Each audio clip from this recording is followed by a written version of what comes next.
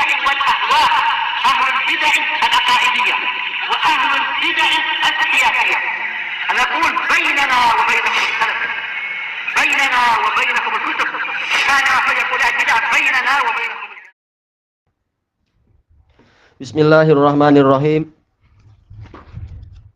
Kembali kepada pembahasan usul fikih, masih di muka surat berapa kita? 30. Masih di muka surat 30. Tentang apa? Larangan yang kembali kepada sekarang masuk kepada contoh larangan yang kembalinya pada perkara yang di luar perkara itu. Qala Syekh Utsaimin wa misalun nahyi al-aidi ila amrin kharijin fil ibadah. Contoh larangan yang kembalinya kepada perkara yang di luar. Apa makna perkara di luar? Yaitu di luar zat dan di luar syarat. Dalam masalah apa sekarang? Fil ibadah, dalam masalah ibadah. An-nahyu an lubsir rajuli imamatal harir. Larangan dari apa? Seorang lelaki memakai surban, memakai imamah dari sutra. Falau shalla wa alaihi imamatu harir lam tabtul sholatuh. Kalau dia sholat dalam keadaan di atas kepalanya itu ada imamah, ada surban dari sutra, maka sholatnya tidak batal. Kenapa tidak batal? Li'anna nahya la ya'udu ila dzati shalah wala syartiha. Karena larangan tadi tidak kembali kepada zatnya sholat dan tidak kembali kepada syarat sah sholat. Maka ini tidak mengapa dalam artian sholatnya sah. Cuma dosanya dalam faktor yang lain karena laki-laki ini memakai apa? Pakaian dari sutra. Baik. Kemudian yang berikutnya wa misalul a'idi ila amrin kharij.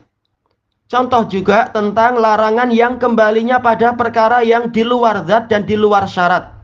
Dalam masalah apa tapi? Fil muamalah, dalam masalah transaksi, kesepakatan atau jual beli dan sebagainya. An-nahyu anil ghash.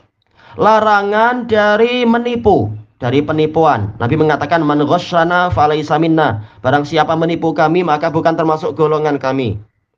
Baik, ini larangan yang berbahaya. Tetapi apa? Masalahnya kalau orang jual beli dan di situ ada penipuan bagaimana? Baik, beliau mengatakan di sini, falau ba'a syai'an minal ghash. Kalau dia menjual sesuatu ma'al ghash disertai dengan penipuan, lam ya betul lil bai', maka jual belinya itu tidak sampai batal. Memang dosa, dia dosa, tapi tidak sampai batal. Li'anna nahya la ya'udu ila zatil bai', karena larangannya tadi tidak kembali kepada zatnya jual beli wala syartih ataupun pada syaratnya. Baik, contoh penipuan yang dibahas oleh Nabi, misalkan apa itu? Masalah bai'il musarrah yang telah kita lewati di dalam Syarah Umdatul Ahkam. Seseorang datang ke pasar lalu ingin beli kambing. Lalu apa? Dia lihat, oh ada kambing yang putingnya besar, bagus-bagus, gebu dan sebagainya. Dia menyangka, oh ini memang kambing ini bagus, tradisinya dia memang susunya bagus. Tapi ketika sampai di rumah lalu diperah, ternyata apa? Susunya itu terasa tidak segar. Diteliti lagi, ketahuan ternyata memang puting susunya itu diikat selama beberapa hari agar susu tersebut tertakung di situ, tertampung. Jadi bukan susu yang banyak tapi sedikit, tapi tertampung beberapa hari. Maka orang ini tertipu. Nabi mengatakan fahuwa bi khairin nadharain. Dia boleh memilih salah satu dari yang terbaik. Apakah dia melanjutkan jual beli itu ataukah dia mengembalikan lagi? Tapi apa? Ya dia dapat duitnya lagi. Kambingnya dikembalikan ke penjual sambil dia menyerahkan satu sok dari kurma sebagai ganti dari susu yang sudah dia keluarkan dari puting tersebut.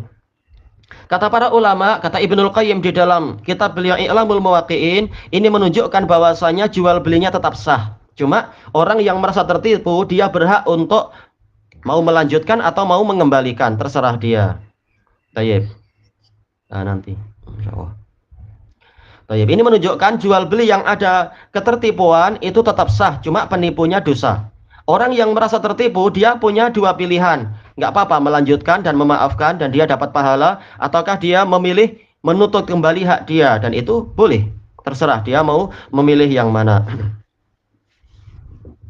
Baik, qal wa qad yakhrujun nahyu 'anit tahrimi ila ma'anin ukhra. terkadang qad dengan apa? Fi'il mudhari, yaitu terkadang larangan keluar dari pengharaman. Alhamdulillah kita sudah melewati tahapan tadi, tahapan yang dulu bahwasanya asal dari larangan adalah menunjukkan haram. Tapi terkadang larangan tidak sampai haram. Tapi apa? Menuju ke makna-makna yang lain. Sebabnya apa? Lidalilin yaqtadzi dzalik. Karena ada dalil yang menuntut seperti itu, menuntut bahwasanya maknanya itu berubah. Faminha, di antaranya apa maknanya? Pertama, al-karahah, yaitu makruh, tidak sampai haram tapi cuma makruh.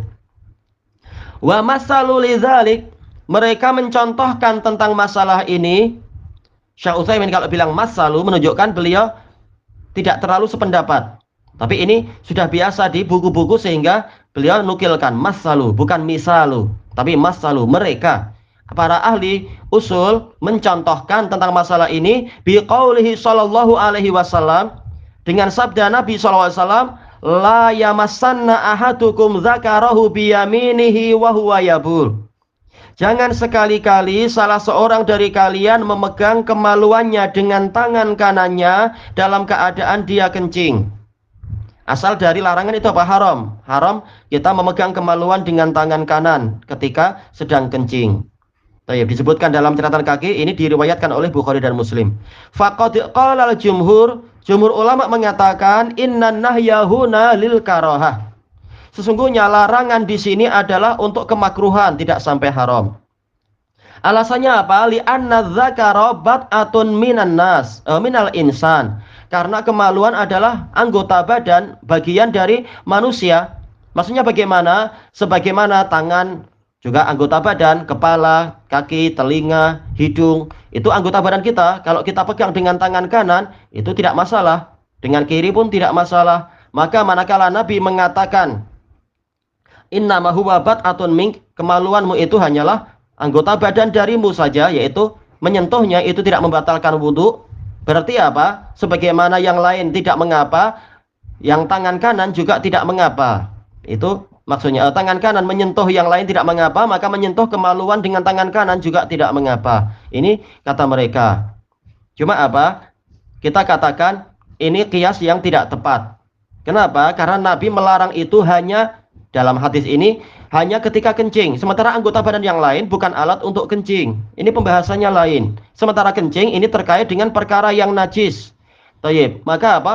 Yang betul memang yaitu jangan memegang kemaluan ketika kencing dengan tangan kanan. Tayyib. Adapun anggota badan yang lain memang dia anggota badan, sama aja, tapi anggota badan yang lain bukan alat untuk mengeluarkan najis, maka tidak boleh disamakan dengan kemaluan tadi itu. Sehingga tidak masalah anggota badan yang lain dipegang dengan tangan kanan, memang dia bukan alat untuk mengeluarkan najis. Maka kias yang dipakai oleh jumhur ini tidak tepat. Tapi apa? Ini sekedar contoh untuk memahami polanya, sudut pandangnya. Yaitu larangan yang harusnya haram boleh jadi menjadi makruh saja berdasarkan apa? Dalil yang lain ketika Nabi mengatakan innama huwa bat'atun mink. Hanyalah kemaluan itu anggota badanmu. Seperti apa anggota badan yang lain? Maksudnya seperti itu. Cuma hadis Nabi yang ini tadi penyamaannya bukan dari sudut pandang dia kencing atau tidak, tapi masalah apa itu? Sekedar menyentuh kemaluan, apakah ini membatalkan wudhu? Ini aja pembahasannya. Nabi mengatakan nggak masalah di dalam hadis tersebut. Walaupun ini pembahasannya ma'ruf khilaf berdasarkan apa hadis yang satunya lagi. Taib qal wal hikmatu minan nahyi tanzihul yamin. Hikmah dari larangan tadi adalah mensucikan tangan kanan, karena tangan kanan ini adalah untuk tayammun, yaitu untuk apa? Mencari keberkahan, untuk mencari keberuntungan dan seterusnya. Tayammun layaknya tidak dipakai untuk yang najis-najis. Taib, untuk memuliakan tangan kanan. Taib. Ada nggak contoh yang lain yang lebih jelas dan insya Allah lebih selamat dari masalah ini, lebih selamat dari kritikan?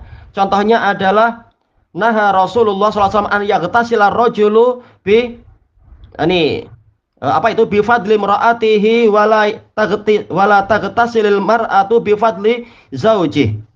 Dalam masalah apa itu mandi janabah? Yaitu Rasulullah SAW melarang lelaki mandi dari sisa air istrinya dan sebaliknya.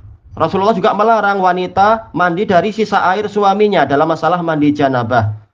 Baik, ini jelas asalnya larangan, tapi hadis Ummi Salamah menunjukkan Rasulullah Shallallahu Alaihi Wasallam mandi bersama dengan Ummi Salamah.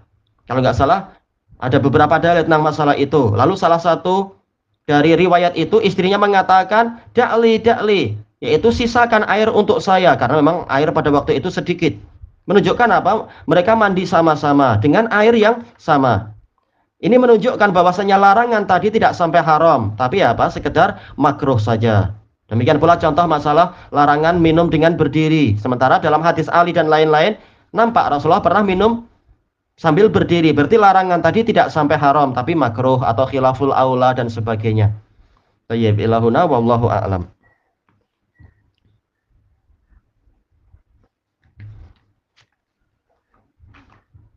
Baik, bahas usul fikih kita pelan-pelan aja, sedikit-sedikit. Yang penting apa? Tahapannya kuat. Karena banyak orang yang belajar usul fikih habis itu kebingungan karena memang ini ilmu yang perlu apa? Perlu banyak fokus dan konsentrasi. Maka kita sedikit-sedikit aja, yang penting paham insya Allah.